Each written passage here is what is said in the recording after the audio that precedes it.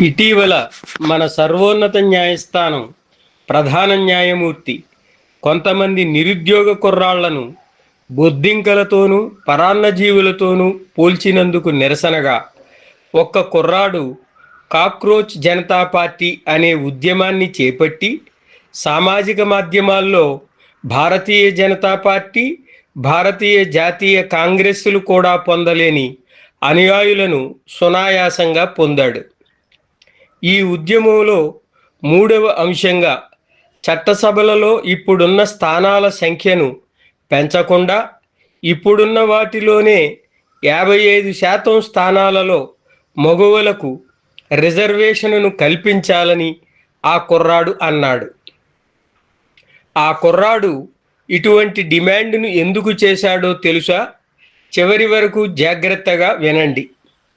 మన జనాభాలో సగం మగువలు ఉన్నారు, కానీ లోక్సభలో 543 మంది సభ్యులు ఉండగా 74 మంది మాత్రమే, రాజ్యసభలో 245 మంది సభ్యులు ఉండగా 30 నుండి 35 మంది మాత్రమే మగువలు ఉన్నారు.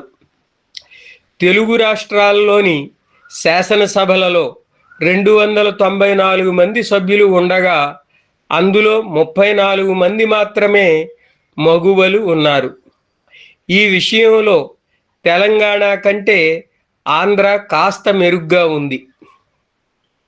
చట్టసభలలో ఇప్పటి వరకు షెడ్యూల్డ్ కులాలకు, షెడ్యూల్డ్ తెగలకు మాత్రమే రిజర్వేషన్ను కల్పించారు. 2023లో ప్రభుత్వం మగువలకు 3వ వంతు రిజర్వేషన్ను కల్పిస్తూ చట్టం చేసింది.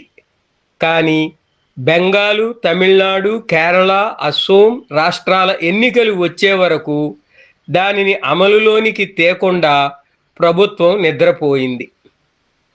మహిళా రిజర్వేషన్లను అమలు చేయడంలో మగవారి పదవులకు నష్టం లేకుండా ఉండటానికి 131వ రాజ్యాంగ సవరణ చట్టం ద్వారా లోక్సభలోని సభ్యుల సంఖ్యను పెంచడానికి ప్రభుత్వం ప్రయత్నం చేసింది. దీని వలన ప్రభుత్వ ఖజానాపై భారం తప్ప ప్రయోజనం ఉండదు. ఈ విధమైన రాజకీయ కుతంత్రంతో తీరికగా అడుగులు వేస్తే 2029 నాటికి కూడా 3వ వంతు రిజర్వేషన్ను అయినా అమలు చేయడం సాధ్యం కాదు.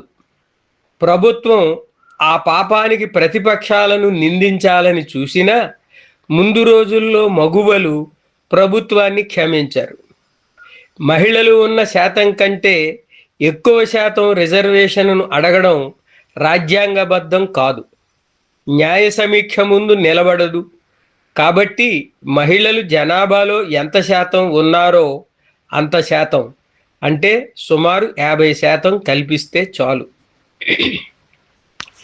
అంతేకాదు, ఈ రిజర్వేషన్ల వలన లోక్సభలో, శాసనసభలలో పోటీ చేయలేకపోయిన మగ పొంగవులకు రాజ్యసభ, శాసన మండలులలో పునరావాసం కల్పించడానికి అనువుగా 2023 మహిళా రిజర్వేషన్ చట్టంలో రాజ్యసభ, శాసన మండలులను చేర్చలేదు. కాబట్టి రాజ్యసభ, శాసన మండలులతో సహా అన్ని చట్టసభలలో ఇప్పుడున్న స్థానాల సంఖ్యను పెంచకుండానే ఇప్పుడున్న వాటిలోనే 50% స్థానాలను మగువలకు రిజర్వేషన్ను కల్పించాలి. అంతేకాదు, ఉన్న మగువలలో కూడా షెడ్యూల్డ్ కులాలు, షెడ్యూల్డ్ తెగలు, ఇతర వెనుకబడిన వర్గాలకు చెందిన మగువలు చాలా తక్కువ. గట్టిగా చెప్పాలంటే లేరనే చెప్పవచ్చును. కాబట్టి 50% మహిళలలో, 15% షెడ్యూల్డ్ కులాలకు, 6% షెడ్యూల్డ్ తెగలకు, 50% ఇతర వెనుకబడిన తరగతులకు చెందిన మగువలకు రిజర్వేషన్ను కల్పించాలి. అంతేకాదు, లోక్సభలో 543 మంది సభ్యులు ఉన్నారు. అందులో 15% మందిని, అనగా 81 మందిని మంత్రులుగా నియమించవచ్చును. ఇప్పుడు 72 మంది మంత్రులు ఉండగా 7 మగువలు మాత్రమే మంత్రులుగా ఉన్నారు.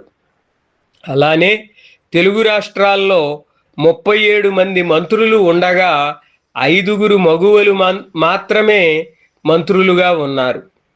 ఈ విషయంలో ఆంధ్ర కంటే తెలంగాణ కాస్త మెరుగ్గా ఉంది. కాబట్టి మంత్రివర్గంలో కూడా మగువలకు 50% రిజర్వేషన్ను కులాల వారీగా ముందు చెప్పిన నిష్పత్తిలో కల్పించాలి. అంతేకాదు పార్లమెంటరీ లేదా శాసనసభ, శాసనమండలి కమిటీలలో కూడా 50% రిజర్వేషన్ను కల్పించాలి. అంతేకాదు మిగిలిన ఇతర రాజ్యాంగేతర రాజకీయ పదవులలో కూడా 50% రిజర్వేషన్ను కల్పిస్తూ చట్టం చేయాలి.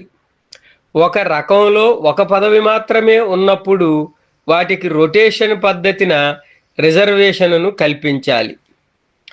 పదవులకు రొటేషన్ పద్ధతిన అభ్యర్థిని ఎంపిక చేయడానికి తగిన సమగ్రమైన మార్గదర్శకాలతో కూడిన చట్టాలను పార్లమెంటు రూపొందించాలి.